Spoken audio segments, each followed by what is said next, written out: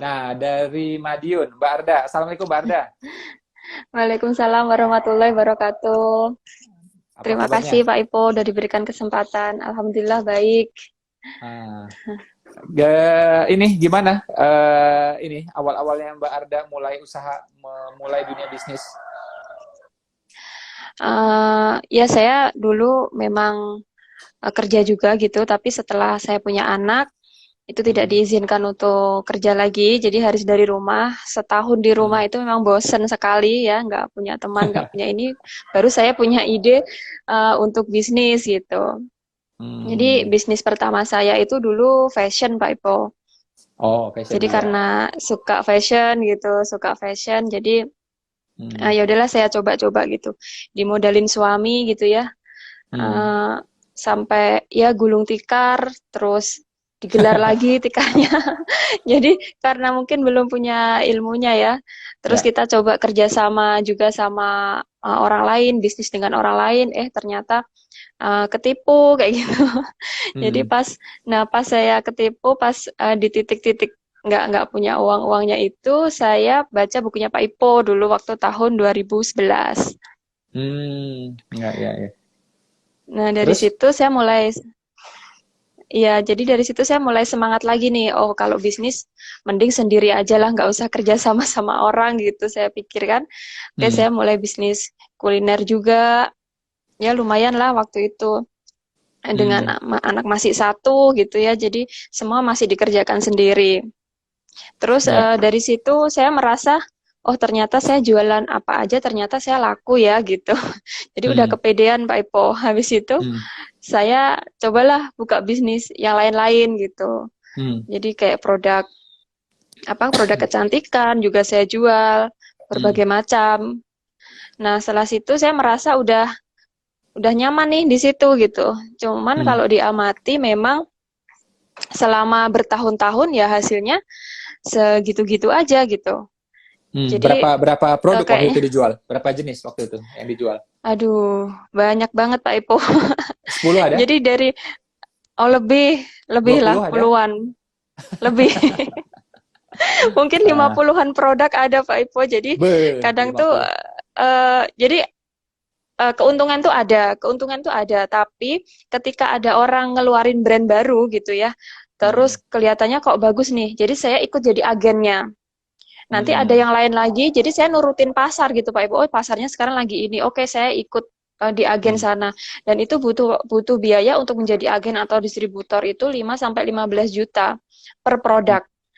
Nah, jadi hmm, kalau pengen menang di persaingan di daerah saya, misalnya saya fokus di situ, berarti saya harus ambil nih kemitraannya, misalnya ambil distributornya 15 hmm, juta kayak gitu. Tapi ternyata setelah saya rasakan dengan modal seperti itu marginnya hanya sekitar 10 sampai 15%. hmm, Lalu belum lagi jenis produknya banyak, terus hmm. belum lagi nanti ada produk yang jenis-jenis yang memang nggak laku gitu. Jadi Oh, kadang tuh sampai satu kardus itu expired karena hmm, expirednya cepet. Nah, jadi situ admin saya kan kadang, Mbak ini udah expired nih gimana? Lah gimana lagi ya dibuang lah gitu. Jadi hmm, jadi mungkin keuntungan itu masuk di situ gitu. Jadi hmm. kadang hanya angka aja keuntungan tuh 10 juta, 20 juta tuh cuma angka aja gitu. Jadi nggak ada tabungan yang berarti waktu itu gitu. Jadi Jadi keuntungannya kerepotannya. bisa jadi keuntungannya sebagian berupa stok gitu ya, Mbak Arda ya? Iya, betul. Jadi Oh, keuntungannya itu berupa stok. Ya mending kalau stok itu nanti bisa laku kan. Nah, yang apesnya kadang stok itu belum laku udah expired hmm, itu. Jadi jenisnya banyak, udah expirednya cepet lagi gitu. Jadi iya, kerepotannya di situ gitu. Jadi ketika saya punya puluhan produk itu, otomatis saya juga butuh konsentrasi untuk belajar ke knowledge produknya kan. Nah, itu hmm, membutuhkan waktu lagi gitu.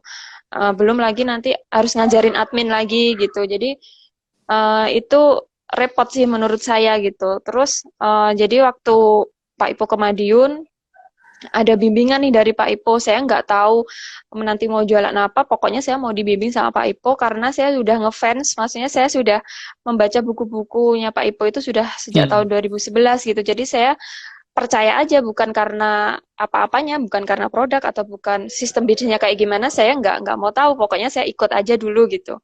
Jadi Hmm. 3 bulan saya bermitra dengan Pak Ipo, itu memang saya nggak merasa menghasilkan apa-apa karena saya belum paham banget, dan ternyata saya tuh sering skip ilmu-ilmu yang dari Pak Ipo, karena Hmm. tadi bisnis yang sebelumnya kan udah repot banget ya Pak Ipo, jadi Hmm.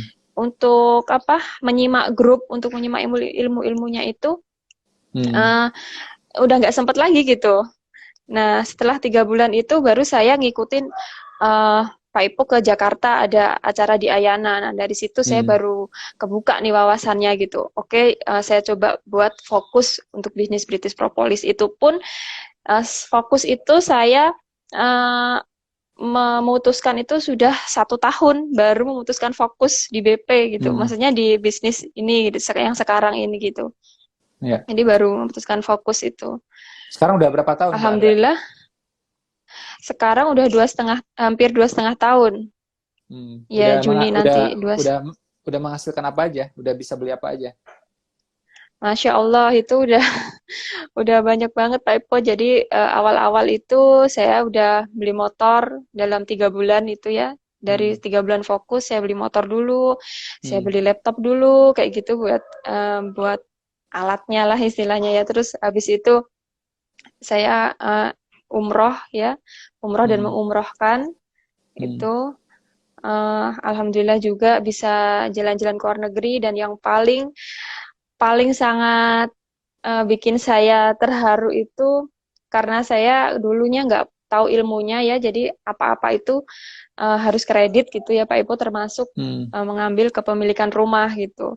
Jadi Hmm. itu kredit itu harus sampai 15 tahun Pak Ipo. Hmm. Jadi 15 tahun sudah berjalan 4 tahun, berarti artinya kurang 11 tahun baru saya putuskan pengen fight di BP dan pengen melunasi ini, kita targetkan 10 bulan bisa lunas gitu. Berarti alhamdulillah Allah kasih kemudahan, dari 11 tahun yang harusnya kita cicil itu bisa 7 bulan lunas Pak Ipo. Wih, Berkat 11 fokus di 11 bisnis tahun nih Pak Ipo. ya. Cicilan Ya masih 11 11 tahun Pak tahun Ipo. lagi ya. Cicilan yang masih 11 tahun lagi alhamdulillah bisa lunas dalam waktu berapa bulan tadi? 7 bulan Pak Ipo. 7 bulan ya. Karena Ya, fokus dulu menjual 50 produk lebih. Apa aja dijual gitu. Pokoknya kayaknya untung, kayaknya orang perlu jual, kayaknya lagi tren jual. iya, Lebih dari 50 iya, produk. Nah, begitu ditajamkan iya. fokusnya, ada bimbingan, ada mentornya, alhamdulillah ya, penghasilan jadinya beda. Ya, apalagi Mbak Anda yang itu suara tetangga atau ayam itu? Suara apa ya? Nggak ada Pak Ipo. Oke. Suara Eh, kresek-kresek ini aja. Enggak. Apalagi yang ini, yang Mbak Arda, ini kan Oh, banyak nih yang nyimak nih, ada 600-an, mungkin bisa kasih tips buat mereka gitu. oh iya. Terus saya juga punya pengalaman bisnis yang sesuai passion kan Pak Ipo, karena saya Hmm. basicnya adalah pengajar gitu. Jadi saya memang dari kuliah juga sudah mengajar, Hmm. sudah memberi les-les kayak gitu. Jadi saya tuh punya bisnis bimbingan belajar. Nah, saya bukalah itu Bimbel. bisnis bimbingan belajar. Ya, jadi itu ngontrak tempatnya, lalu ambil franchise-nya, itu kan sudah puluhan juta, belum lagi launching-nya, kita harus nyewa gedung, ribuan orang kita undang, kayak gitu. Itu tuh keren sih, memang keren, kelihatannya keren. Tapi ternyata itu balik modalnya itu hampir 2 tahun, Pak Ipo. Hmm. Ya, ya, ya, ya. Jadi cuma kita dapat kerennya aja gitu. Jadi nggak selamanya kalau bisnis yang sesuai passion itu bisa menghasilkan, kan kita bisnis bukan hanya untuk keren-kerenan ya, tapi memang benar-benar menghasilkan dan kebermanfaatannya gitu. Jadi dari Hmm. situ saya uh, bisa menyimpulkan gitu bahwa bisnis tuh nggak harus sesuai dengan passion. Nah jadi kalau Hmm. ibu-ibu yang mungkin passionnya masak, nggak harus juga jualannya itu jualan kue, jualan masakan juga gitu. Hmm. Karena ya kita ibu-ibu ya, jadi seperti yang disampaikan Mbak Naneng, kayak memang kita fokusnya kan sebenarnya di rumah. Nah, kalaupun Hmm. bisnis, artinya yang bisnis dari rumah, yang artinya tidak mengabaikan semua kegiatan yang di rumah gitu. Jadi, Hmm. kalau mau mulai ya, buat khususnya ibu-ibu ya, mulai saja, tapi tidak untuk yang repot-repot. Hmm. Yang repot tuh maksudnya harus produksi, terus harus modalnya banyak. Kayak saya dulu ya, udah dimodalin suami, nggak jalan, dimodalin lagi, nggak jalan lagi, kayak gitu kan. Kasihan. Jadi mending cari yang modalnya minim dulu aja deh, gitu. Ah, Minim aja, tapi kalau kita mau belajar ya ada mentornya yang membimbing, itu hmm. insya Allah kita akan bisa insya Allah mengalami percepatan. Nah, Ya. itu tadi. Terus juga yang penting adanya komunitas. Karena Hmm. dengan adanya komunitas kita bisa bertukar pikiran, kita bisa menduplikasi orang-orang yang sukses di komunitas itu. Jadi lebih lebih Hmm. termotivasi, terus kita jalannya nggak sendirian gitu. Ada Ya. ada role modelnya di situ semua. Itu sih Hmm. Pak Ipo. Terus kayak apa nih kalau jalan-jalan udah kemana aja, Mbak Arda? Kalau dari bisnis ini udah pernah jalan-jalan kemana aja? Wah, udah lumayan sih Pak Ipo. Jadi pertama itu ke Thailand itu ini sudah 2 kali ke Thailand gitu ya.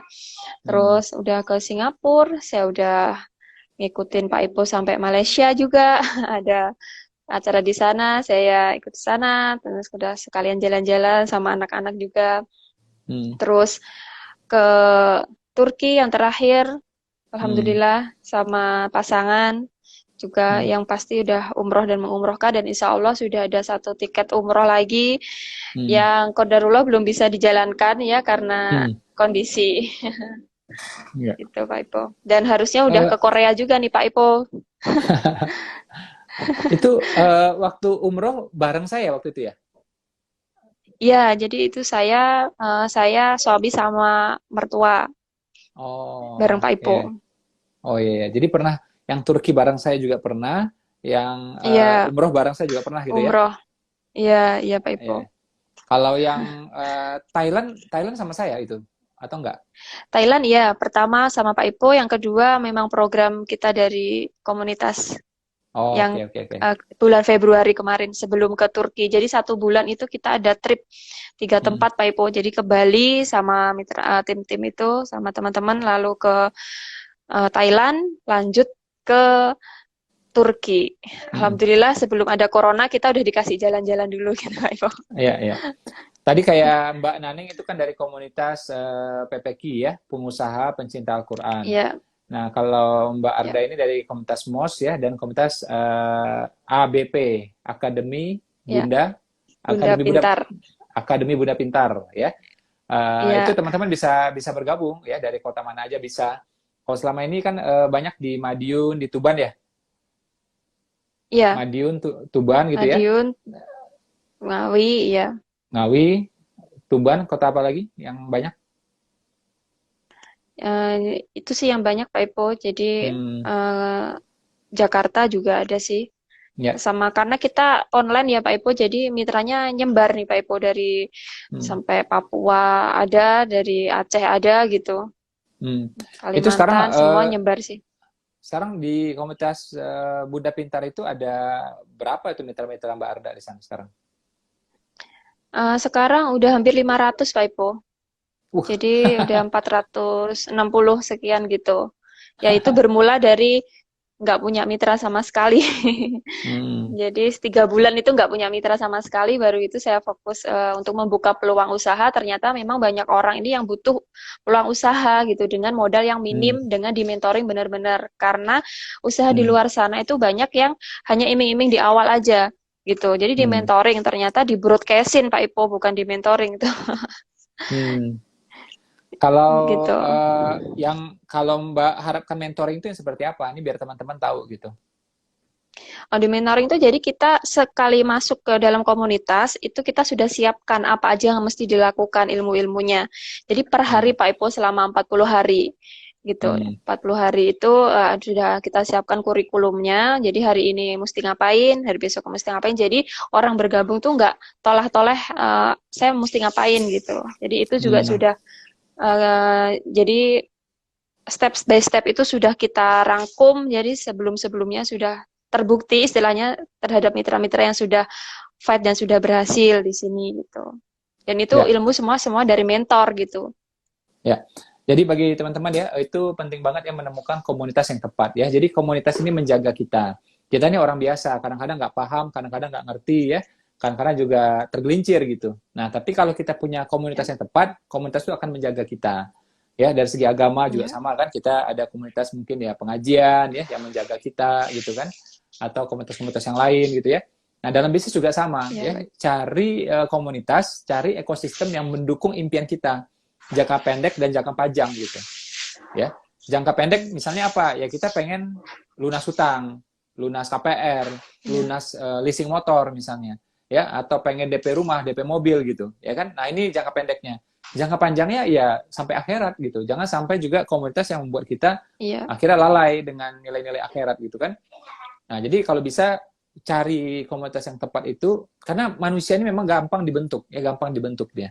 Jadi kalau dia di sekitarnya itu 200 ya. orangnya itu orangnya baik-baik semua, insya Allah dia ikut baik. Kalau 200-nya ini insya Allah soleh-soleh, dia ikut soleh gitu. Tapi kalau sebaliknya ya kayak gitulah Ya, yang terjadi.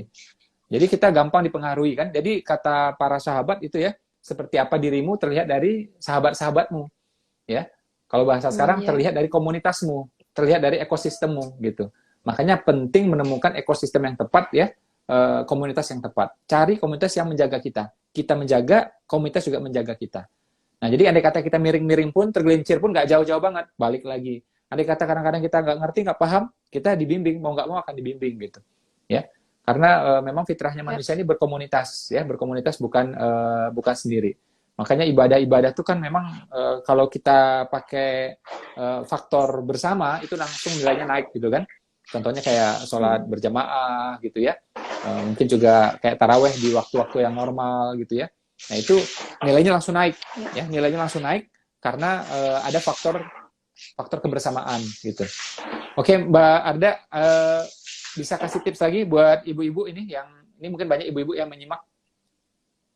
Oh ya, buat ibu-ibu yang paling penting kalau menurut saya, pertama, pilih bisnis yang langsung stepnya dari angka 8 atau angka 7 gitu ya. Jadi kita nggak perlu repot yang namanya mikirin produksi, kita nggak perlu repot yang namanya harus bikin konten ya untuk bahan-bahan untuk postingannya. Jadi yang hemat waktu aja gitu. Apalagi kalau sudah bisnis yang endorse-nya, yang sudah Hmm. direkomendasikan banyak artis, banyak tokoh.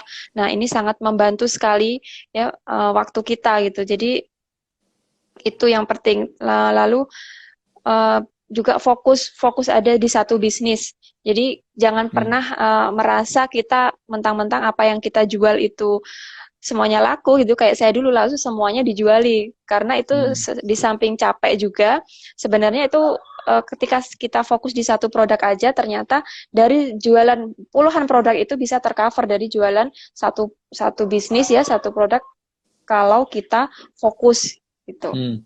Oke, Mbak Arda, ini Terus yang saya potong ya, sebentar. Dulu ya boleh Pak Ipo. sebelum nggak fokus kan jual lebih dari 50 Uh, jenis produk. Nah, itu iya, kurang kan dapatlah income gitu ya, sekian gitu. Sekarang fokus, iya, dapatlah income-nya itu lebih tinggi. Boleh tahu nggak kenaikannya itu iya. berapa? Berapa kali naiknya, tingginya itu? Eh, saya sih sering kalau ditanya Pak Ipo tuh paling naik hanya 5 kali lipat gitu ya, 4 kali lipat. Soalnya nggak enak juga Pak Ipo kalau ngomong-ngomong sebenarnya 10 kali lipat ada Pak Ipo. Iya, 10 kali ya? nanti Nah, kalau saya bilang 10 kali lipat nanti orang tuh kadang bilang masa iya sih gitu. Tapi sebenarnya iya. hmm, Ya jadi antara hmm, 5 kali lipat itu sudah minimal kenaikan gitu. hmm. Jadi ini Kenaikan pelajaran buat minimal. teman-teman ya. Ini kita mulai masuk akhir ya. Pelajaran buat teman-teman ya. Jadi tolong fokus karena banyak produk tuh belum tentu bikin kita kaya. Tapi kalau Iya, satu kita tajamin, kita betul. kuasai, tim juga menguasai, itu malah kenceng jadinya. Ya, no one can Ya, beat fokus ya. Tidak ada orang yang bisa mengalahkan kefokusan. Oke, sekitar 20 betul. detik, 15 detik Mbak Arda sebagai penutup silakan. Ya, buat teman-teman, pastikan juga teman-teman ada di dalam komunitas yang tepat karena komunitas ini sangat penting buat kita untuk para ibu-ibu gitu ya. Karena banyak ilmu juga selain ilmu bisnis, kita juga bisa ilmu pasangan, suami istri atau sebagai orang tua. Nah, ini yang penting karena nggak semua di bisnis, nggak semua komunitas bahasnya dalam semua aspek gitu. Makanya kita fokus Hmm. aja ke bisnis yang bisa fokus ke 3A ya, Allah dan Rasul, anak dan keluarga, juga amal jariah dan ini yang sudah saya temukan di komunitas saya dalam berbisnis. Itu aja sih Pak Ipo. ya. 3A tadi ya. Yang penting Allah Ya, dan Rasul, anak dan keluarga, yang ketiga amal jariah. Oke, itu saja ya. teman-teman. Assalamualaikum Ya, terima warahmatullahi kasih banyak Pak wabarakatuh. Ipo. Ya, Waalaikumsalam sama-sama. warahmatullahi wabarakatuh.